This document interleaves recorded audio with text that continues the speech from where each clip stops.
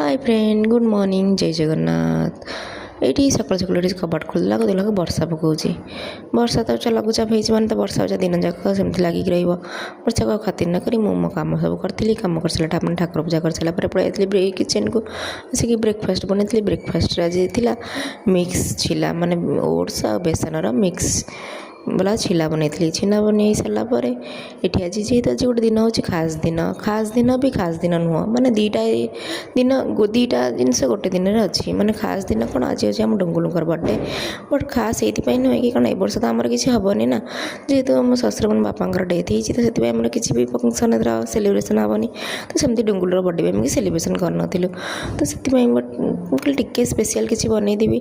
तो सब देखला परिवा था मिक्स भेज डुंगुल को भेज मिक्स भेज बहुत भल लगे तो ये मिक्स भेज बनई बन सारापर लंच करी इवनिंग ये करदे चा टे वर्षा पाग हो डुंगुल गोटे थंडा लगे कल अदा पकई चा करने तो ये अदा पकई चा कर नहीं गला कपटा एत जोरता दिया सी धरी पारे मुझे हाँ मुझे तले थी दूसरी तुम नहीं तांको दे दी आसी चा तापर मुझे थी चा मत मोटे सेव पकई भल लगे तो मुझे सेव पकई खाई तो सेम दिनर तो तरकारी आम जानते तो छोट पुट अच्छे बोले आम दिन में करदे गोटे टाइम तरकारी तो राति टे स्पेशल देसी घी वाला परोटा बनई आ मिक्स भेज थिला तो डिनर रे आम से एंजॉय कर देइथिलु।